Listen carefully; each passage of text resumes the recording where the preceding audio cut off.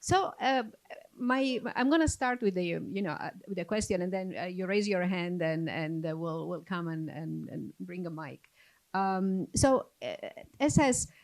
the film is loosely based on two historical characters. The rest is what one would call historical fiction.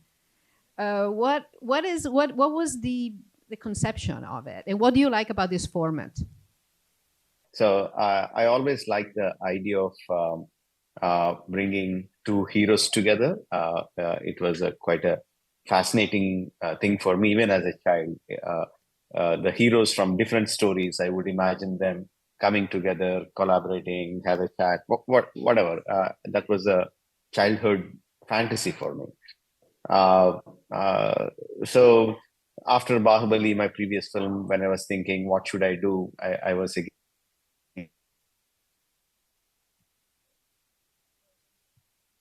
of this one. I was reading this Ramrajan Komaram Bhim, Komaram Bhim, and I noticed very uh, uncanny coincidences in their lifetime. They were born around the same time. They left their homes when they were in their early 20s, and they came back and they fought for the freedom of the people. But we don't know what happened to them for a period of 2 3 years. So I thought this is the place where I can pick up and weave a tale of friendship between them.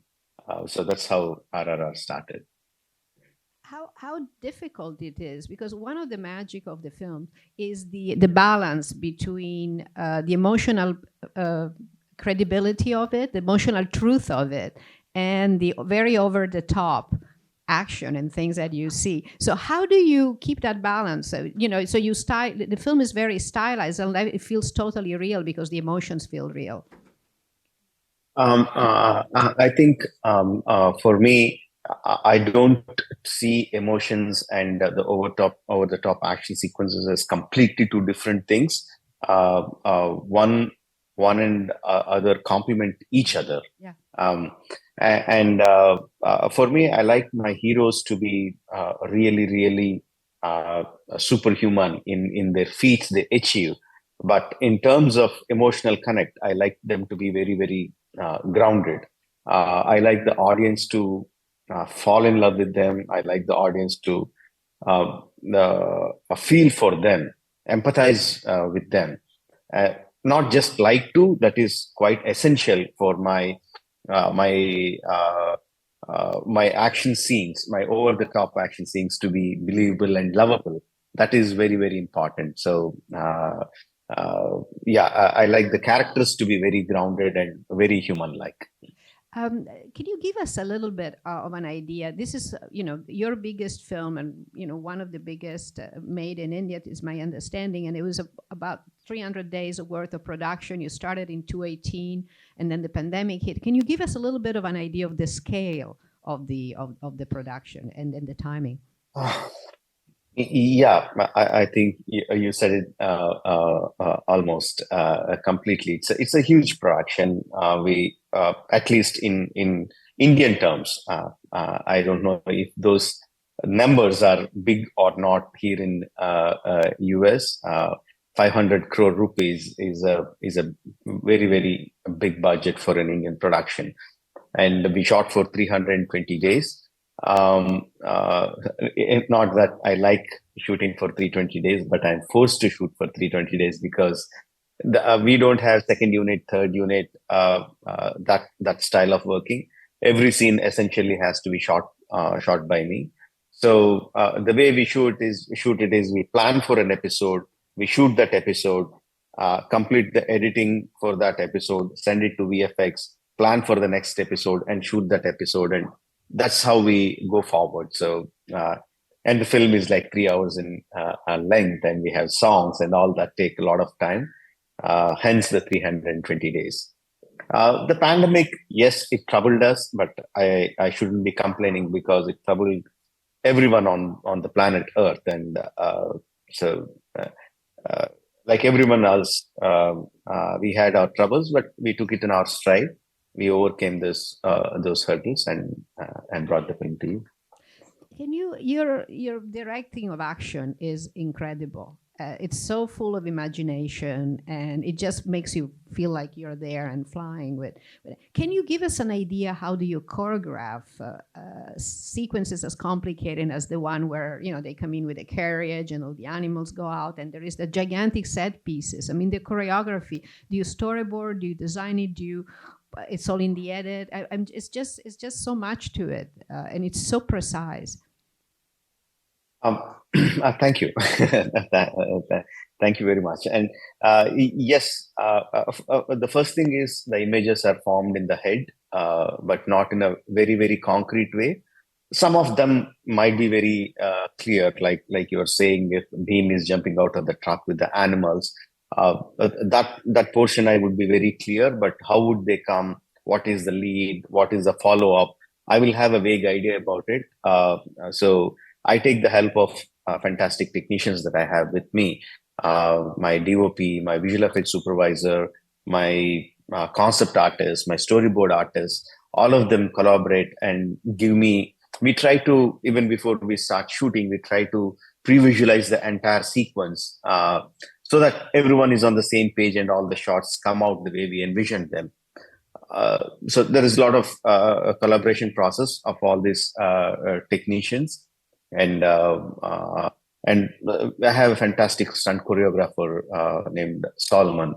And for example, the introduction of Ram with thousands of people against one man, it is a laughable idea on paper, but but when I spoke to him and I explained him what I want, he really put himself to task and the people around him, and he composed that sequence for almost 2 months. The composition itself took 2 months, and he practiced for almost 10 days with the actor, and when we shot it for 20 days. So a lot of pre-production process, a lot of creative process. But yes, all this comes together well because I have a fantastic team of technicians. You work with the same composer, Keravani, for all of your 12 films, and because action and music and this film and your other films are so tied with music, how do you work with him, and how important is music in the overall piece? Surprisingly, we don't discuss music much. What we discuss is the flow of emotions. What is the flow of the emotions in the entire story? What is the flow of emotions in that particular episode? And in that episode, too, how am I envisioning the emotions to reach the audience? So that is how we work. A lot of discussion happens on that. Actually, a lot of our discussion happens on editing the scene rather than composing the music for the scene. Because if the action is flowing, the music will automatically follow. Like you said, he composed for all my films. He's my cousin. He's my elder brother. So he saw me growing up. So he understands my needs as a human being, as a director. He understands, and he's a composer for 230 films, 240 films. He composed music for written songs for so many films. So he has lots and lots of experience, and yeah, it's a fantastic collaboration. Your father is also a major filmmaker, a screenwriter, and a director, yes. Right? And yes. Did he work on the script of this? Yes, he's a script writer. He directed few films, but his majorly he's a story writer, and he wrote for most of my films. 10 of my films, he's a story writer. Yes, I worked under him as an assistant writer before I became a director. So altogether, it is like almost 26, 27 years of working together. So we we clearly understand each other's dramatic language. we don't need to spell it out clearly, explain to each other clearly.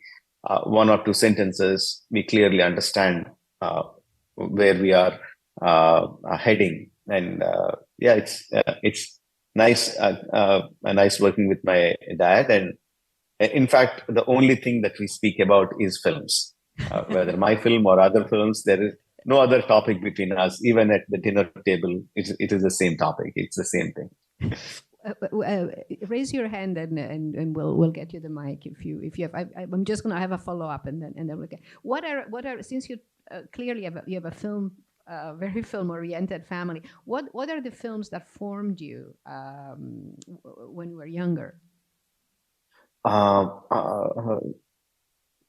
mean, when I was younger, when I didn't even have the thought of becoming a director, I was enamored by the films itself. One of uh, a couple of films that made deep impact on me were Telugu films called Maya Bazar and Missamma. Both of them are by Vijaya Productions and fantastic films. They made uh, a long-lasting impact on me. I didn't know at that point of time. I was a kid, but later on, I could put two and two together and understand uh, how influential those films are on my thinking.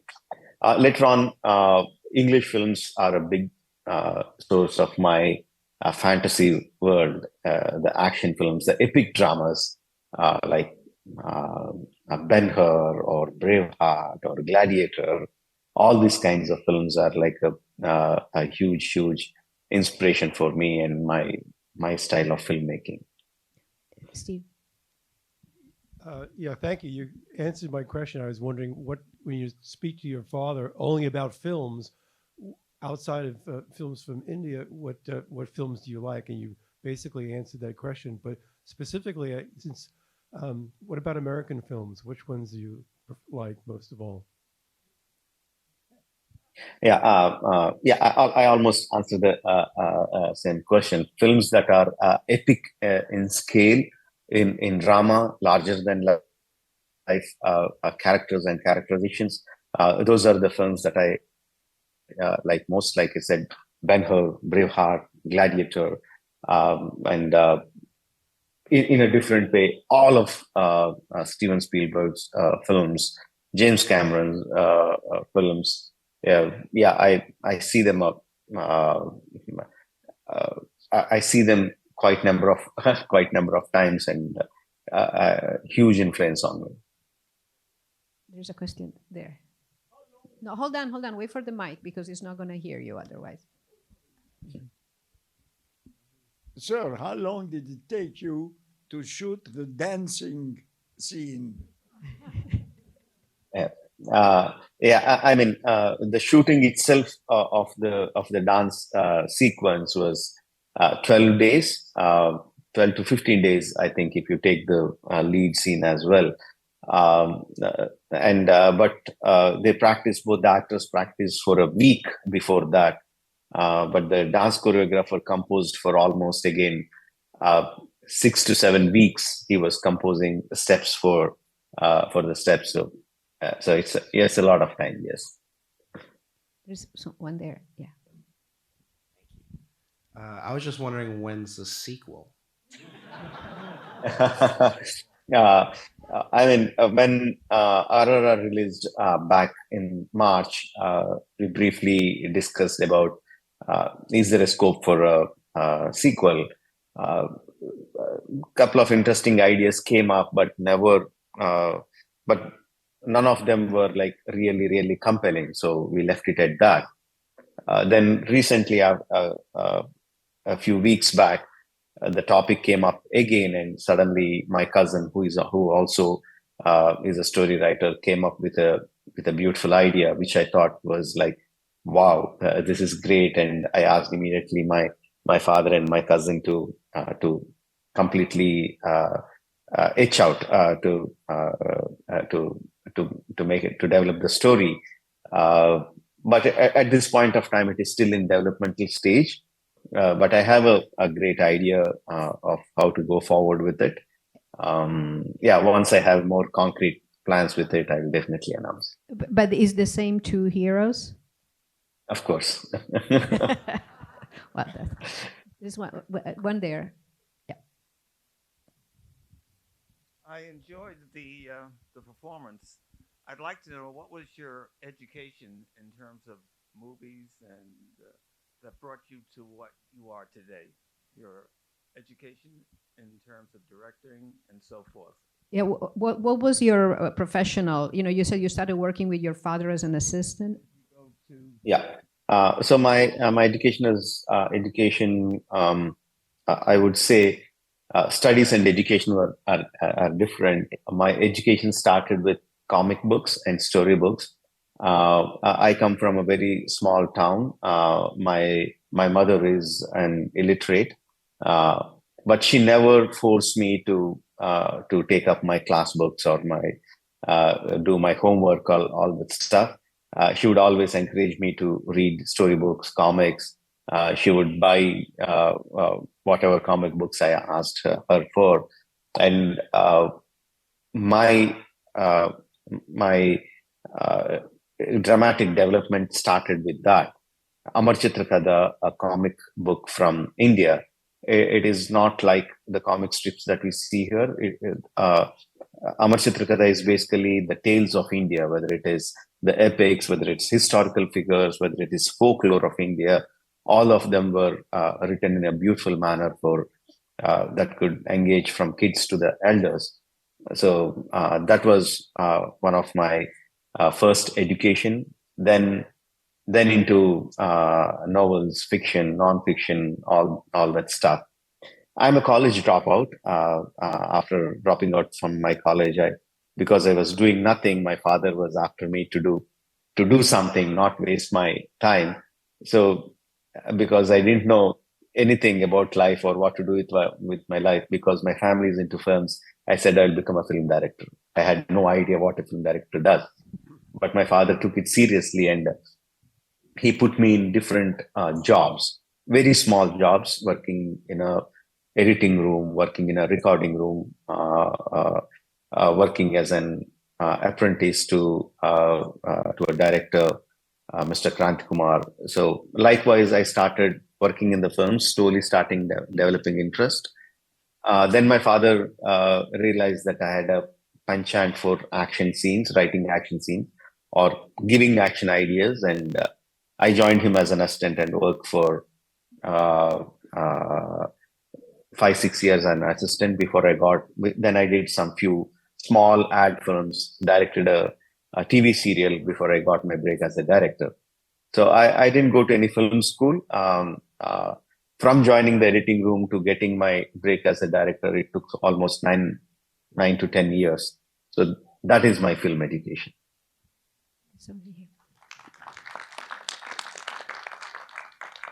Bravo, and hope being not too imaginative here, maybe this is a question for either development hell or your agent stateside or in the UK.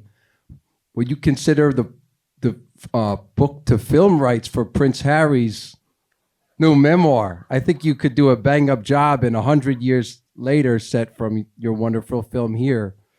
You never know. He's got some inside dirt on the monarchy.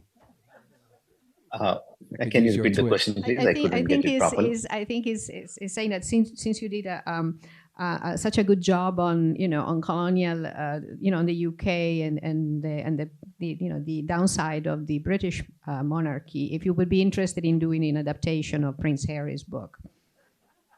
I haven't read it, but I should say my film is not about actually depicting the evils of the British Empire, even though my villain is a British governor and he's quite a villain. My intention is not that. My intention is to tell a story of friendship, because it is based on real life characters, and because they fought against the British, I had to keep the British as the villains. My take on the British rule in India wouldn't. My take or the facts of British rule in India a film would not be enough to encompass the whole colonialism, uh, colonialism, because we were ruled by the British for 90 years, and so much and so many things happened in that. Uh, uh, I wouldn't say my film is a correct depiction of what it is. I would say it is just one small fraction of it. So we can't take it as a historical fact in that. Yeah. We have a question here. Yes, so we've talked about, the themes of obviously brotherhood and unity and so forth. And I just had a sort of political end, uh, political end of the spectrum of those questions. Clearly, your film includes also national unity. I'm thinking of the final scenes also. So, artists often just want their work to speak for itself, and I respect that. But do you have any other comment about the theme of the political themes in the film, and in particular the theme that I pick up of unity and national unity? Thank you for the same thing. I was also accused of uh, uh, playing a divisive role rather than political unity. But thank you for that. For me, my intention was not to encourage people for unity or divide people in any sort. That was not my intention. From my childhood, I read so many stories about so many freedom fighters who fought for the liberty of my country, and there were many stories and many leaders to whom I looked up and felt really, really proud and felt really, really emotional. It is not that every day that you get a chance to pay tribute to them. So because I'm making such a film, even though it's not a freedom struggle movie, because the theme itself is the background is independent struggle, I thought I could make a song at the end and pay some kind of tribute for the leaders whom I admired and adored for a long time. So that was the intention. It is my tribute to those great leaders. The two lead actors are like superhero actors. How do you collaborate with them, and how do you draw out that incredible emotional and physical energy? For one thing, both of them are great actors. And luckily for me, not only they are great actors, they're great dancers and very, very adept at doing stunt sequences. So I'm lucky to have them. I worked with them before, and we made quite successful films. Our relationship continued. They're like brothers to me. They treat me with respect. And so when I had this idea of doing a multi-starrer, I called them home and I said, see, I don't even have a clear story idea, but I want to do a multi-star with you. They immediately said yes, without even asking me what it's going to be, how it's going to be. So it's a kind of trust that we have on each other. That's how we went forward. But while writing the characters, we did a process called character development, where we write everything about that particular character from the point of his birth to the point of his death. Even though we are using only just 6 months in that character's life, we are like writing the entire story of his life. Not a story, but how his character changed, what he was as a child, as a young adult, as an adult, as a mature person. How did he change? What did his tastes change? Why did they change?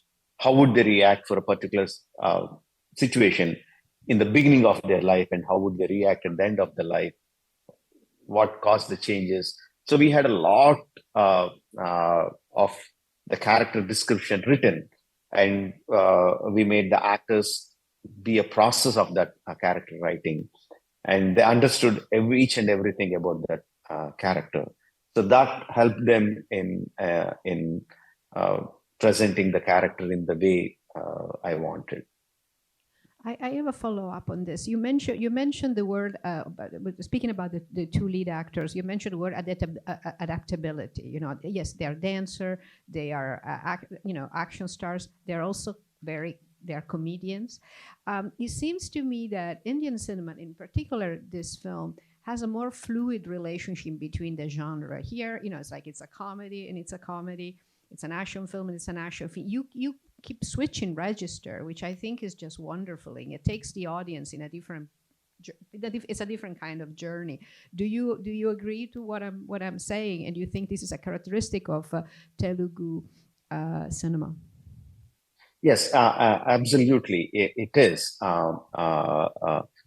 But we have been seeing films like that from the beginning.